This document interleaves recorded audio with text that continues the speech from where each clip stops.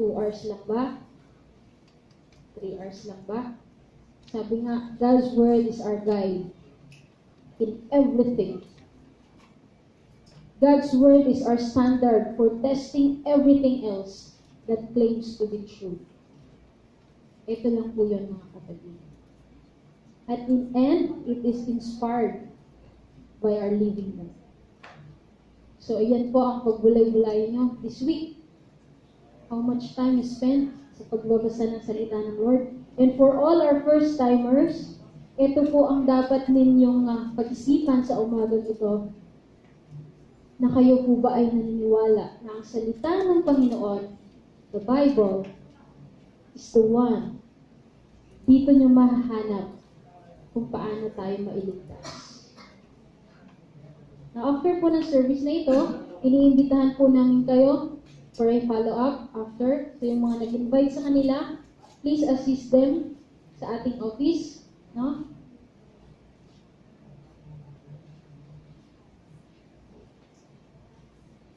Are we blessed? Amen. Are we blessed? Amen. Bakit parang nalungkot kayo nung tinanong ko ilang oras kayo nag-spend ng Word of God? Huwag kayong malungkot. You should be inspired. So, magmula po sa month na ito, no? There's always room for improvement. Diba? Sabi nga, the Lord always gives second chances. So, kung the past days, ikaw ay nag-fail, tayo ay nag-fail, hindi tayo naka-skip tayo ay naging lazy, no? There's always time to make up. As long as pagising mo sa umaga, ikaw ay nagising, ibig sabihin nun, the Lord is giving you a chance. The Lord is giving you an opportunity. The Lord is giving you another time. No? Let us bow down our heads and pray. Panginoon, salamat po sa umagang ito. Salamat po sa mga salita mo, O Lord, na inihayag mo sa umagang ito, Panginoon. And I pray na mga salita mo na iyon, O Lord, ay kumilos po sa buhay ng bawat isa. Gamitin mo po, Panginoon, ang mga salitang iyon, O God, upang ang bawat isa, Panginoon, ay magkaroon ng mas deeper, mas intimate na relationship sa inyo, Panginoon. At sa umagang ito, O God, marami pong salamat for being with us, for your presence, for the Holy Spirit that indwells in this place. Marami pong salamat, Panginoon, sa buhay ng mga kapatid namin, O God, that for the first time they come here to seek you, Panginoon. Ikaw po ang kumilos sa puso ng bawat isa. Open their hearts and their minds, Panginoon, upang ang tanong na iyon, O God, ay kanilang mabigyan ng sagot at desisyon, O God. And for all of us, Panginoon, ng mga anak mo, help us, Panginoon, to be sincere. Help us, O Lord, to be faithful in reading your word and using it as our guide in our day-to-day walk with you, Panginoon. Salamat po, O God.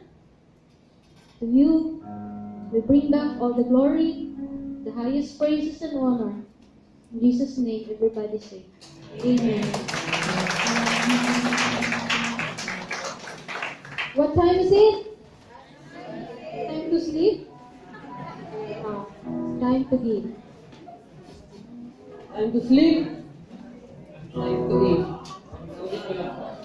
Okay, once again, my dear brothers and sisters in Christ, good morning, and it's been a couple of months or weeks na nakatayo, Tagalog na lang,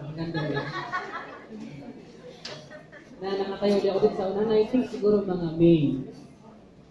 Mga 3 buwan niya bago niyo ako nakita.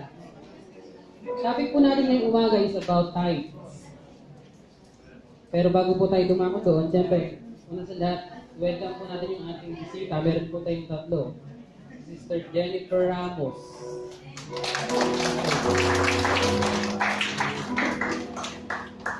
Saka po meron po rin 2 sa iyo, si Brother Jacket Paglinawan. Welcome po. Ito pa, astig yung pangalan ng titilyeto. J. Lord Lacoste. Ano ba yun? Ano yun? Laoste po yata. Welcome po kayo dito sa gawain ng Panginoon. Hindi po accidentally na nagising kayo kaninang umaga na kayo ay gumising na nag-decide. Pero matagal na po, kung kailan tayo rinukulit ng roommate nyo, nung palang una kayo invite ng roommate nyo, kaibigan nyo, kumikilos ng Lord sa buhay nyo kasi kung bakit nandito kayo, kung simula nung invite kayo ng friend nyo o roommate nyo, dinededman nyo lang, bakit nandito ka ngayon, Brad? May purpose po yun, may dahilan po ang lahat, hindi dahil nagtatrabaho ka lang. Actually, pag alis mo pa lang ng Pilipinas, may dahilan na rin kung bakit ka nandito sa Taiwan. Malay mo, balang araw, isa ka na sa mga tumatayo dito, nag-drums dyan, keyboard, diba? Malay mo, isang araw, andito natin sa unahan, hindi lang nag-e-export dito na ganito, balang araw, ikaw yung preacher, magdadala ng logo sa lugar nyo, sa Pilipinas. Amen? Gawin po natin yung mga kapatid. At kung yung mga bago natin, may talent, welcome po kayo. Keyboard, Brad, sis, kumanta, sumayaw, tumugtog. Approach lang po yung nandito, hindi ko na po isa-isa akin. Kung ano po yung talent nyo, andito lang sa likod, band, music, or ano man. Approach lang po sila or add nyo rin po yung logo sa yung FB natin. Yung tithes po natin, yun po yung ating topic. Hindi, madali lang po. The tithe was an obligatory offering from the law of Moses, requiring 10% of an Israelite's first fruits because God provided the harvest. This first part was returned to him. It was a reminder to Israel that all things we have are his. It was shown of thankfulness for his provision. It also provided for the Levitical priesthood, festival, and the needy. Mga kapatid, laging sinasabi sa atin, laging Malakay 3:10. Pero kung susuriin po natin yung Biblia, Gospel, walang nakasulatan. Napakarami po, mahigit 100, hindi lang 100 na nagbabanggit or nag-mention about the tithes and offering para sa Lord.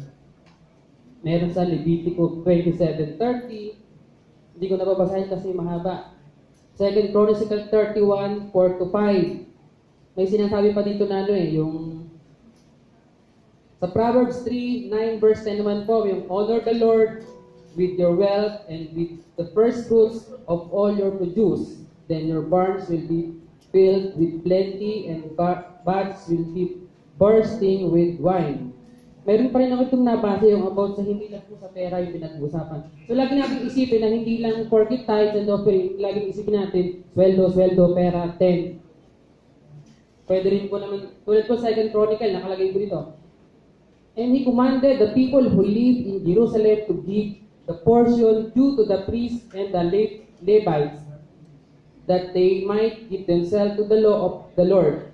As soon as the command was spread abroad, the people of Israel gives in abundance the first fruits of grain, wine, oil, honey, and all of the produce of the field, and they both in abundantly in tithes of everything. So, ibig sabihin mga kapatid, hindi lang pinag-uusapan lagi dito ay ikapunong sweldo mo, ikapunong 10% ng sweldo monthly.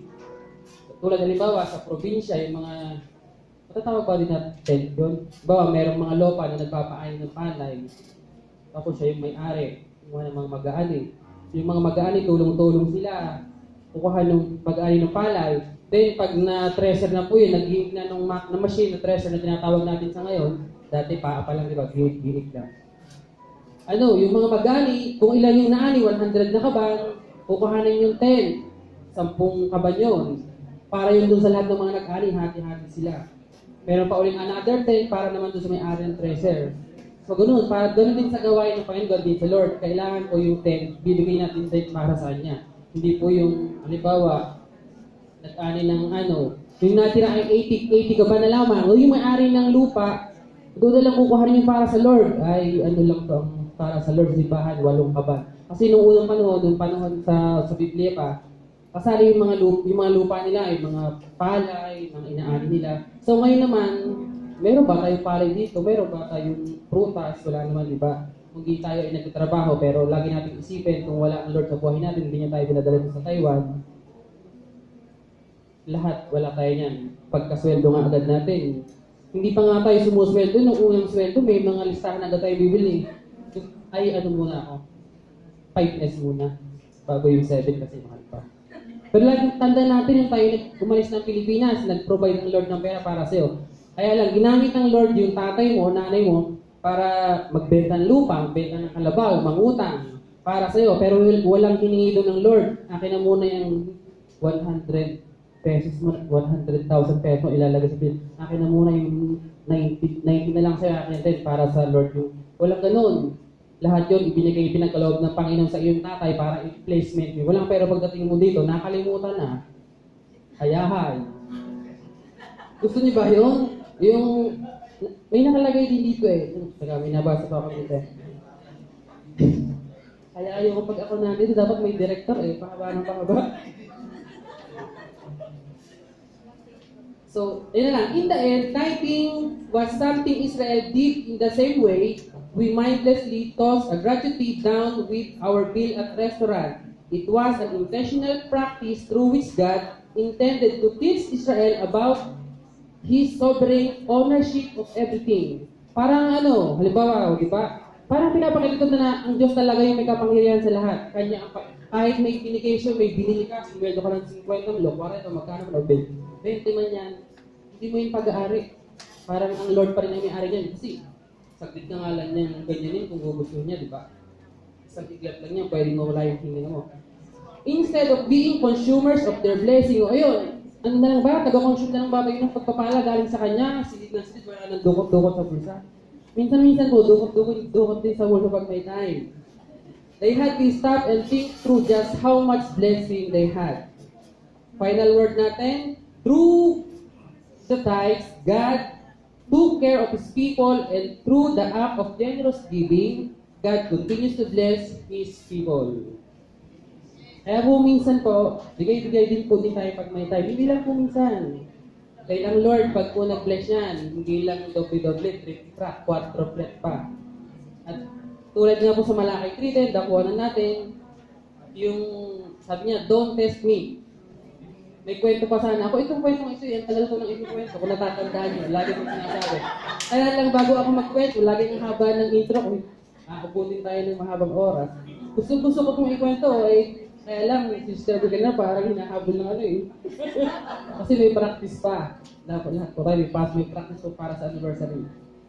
Pamalakay 3 na lang tayo. Tsaka doon pa sa habang hinahanap ko, pero pa sa Act 20:35. It's more blessed to give than to receive. Ano bang gusto niyo? Magbigay na magbigay, tumanggap na tumanggap.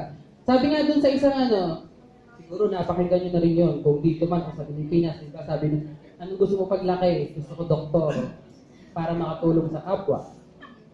Gusto ko po maging nurse para makatulong sa kapwa. Diba? Sundalo para makatulong sa kapwa. Teacher para... Sabi nung isa, gusto ko maging kapwa para kayahan. Diba gusto nyo? Kayo na lang yung tutulungan. Bye-bye. Gising-gising po tayo. Babahin mo natin yung Malaki 3:10. Read yung Malaki 3:10. Nakalagay po dito sa ano. Bring all the tithes into the storehouse that may be food in my house.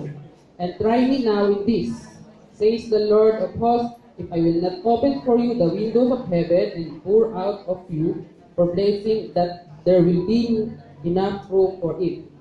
Receive it. Diba, ang sarap yung pagpapala eh, ikaw na yung busan sa bunga niyo ng maraming pagpapala, hindi ka na makaahon. Gusto mo ba yun? Baka ayaw nyo rin ng gano'n. Hindi na po maubos yung pagpapala. Pero yung mga pagpapala po naman na yan, yung ibinigay sa atin ng Lord, kasi alam na ng Lord, nag-giver tayo, mabait tayo, mapagbigay tayo. Dinaan lang po sa atin, pero wag po natin din sarilinin yan. Forget nagtatides kayo. Dapat din, bigay-bigay din po pag may time sa ka-roommate. Kahit nakagata na yung chicken, simplihan mo na lang. Di naman yan, nakinagatan mo yung bandang ilalim, di ba? So mga kapatid, yun lang po at sa anniversary po, nangihan po natin lahat na kahit man lang 1 or 2 ay mag-invite po tayo. Kung tayo po ay 50 dito, pag tayo nag-invite ng tigigisa, magiging 100 tayo or 200 or 150. Depende po sa invites natin. Malapit lang po naman, hindi po tayo dayo ng Miyauli o Kausu, dyan lang po yun. So inaasahan po natin ang mga invites po ng bawat isa. And ngayon po habang nag-prepare po yung special number, ay mag-pray po tayo para sa ating tithes offering. Samahan niyo po ako na maging tahimik at manalangin po tayo para sa Panginoon sa umaga nito. Yes, O Lord God, Panginoon, maraming pong salamat sa umagang ito at patuloy na ang bawat isa ay dinadako mo sa lugaring ito upang muli ay pasalamatan niya at papurihan sa mga pagpapala, Panginoon, pag-ingat at pagmamahal na ipinagkakalob mo sa amin, hindi lang sa isang linggo, kundi sa buong buhay na nagdaan sa aming buhay, Panginoon. Kunin din sa aming mga pamilya sa Pilipinas sa patuloy pag-ingat sa kanila, Panginoon. Sa mga kapatid namin, Panginoon, na hindi naman lang nakakadalit, Panginoon, nawa, Panginoon, magkaroon sila ng time upang balang araw ay makasama namin sila na magpupuri at serve sa iyo, Panginoon. Dinadalangin po din namin, Panginoon, batid namin na ang mga pamilya namin sa Pilipinas at kamag-anak ay meron pa kami mga hindi nakakaunawa at wala pang tuwirang relasyon sa iyo, O Lord. Panginoon, nawa mayroong mga kapatid, Panginoon, kaibigan na gagamitin ka, Panginoon, upang mapahatiran ng mabuting balita, Panginoon, ang aming mga pamilya sa Pilipinas nang sa ganoon balang araw ay makasama namin sila magpupuri at makasama namin sila nasasalubong sa iyong kalawang pagpalit, O Lord God, Panginoon. Panginoon, sa mga kaloob po namin ito, sa iyong banal na templo, Panginoon, na may bigyan mo, Panginoon, ng wisdom and knowledge sa mga kapag namin nakahawak ng salaping ito upang mas lalong pang mapalagarap at magamit ang iyong salita, Panginoon, sa buong sandaigdigan, bilang dito sa lugar ng Taiwan, Panginoon, kundi sa Pilipinas at sa ibang bansa pa, O Lord God, Panginoon. Patuloy, Panginoon, ay dinadalangin namin ang aming kalusugan hanggang sa aming pag-uwi at hanggang sa huling na nga, Panginoon, na ikaw ay aming makakasama, O Lord God, Panginoon. Ang aming pong anniversary, O Lord God, Panginoon, ay dinadalangin po rin namin na maging matagumpay at maraming kaluluwa, Panginoon, ang madala sa lugaring iyon. At maramdaman nila ang tunay na pagpapala, ang pag-ibig, nagmumula lang sa iyong tunay na kabutihan at kaharian, Lord God, Panginoon. Hanggang sa aming practice, Panginoon, mamaya at sa afternoon fellowship, hanggang sa pag-uwi namin at sa isang linggo, Panginoon, ng aming pagtatrabaho. Ang patuloy mong pag-ingat, Panginoon, ang aming hinahangad, Panginoon, nasamahan mo kami hanggang sa susunod na linggo, Panginoon, ay ganito pa rin kaming kalakas. At ikaw, Panginoon, nagbibigay ng kalakasan na nawawala, Panginoon, sa aming mga katawan, Panginoon.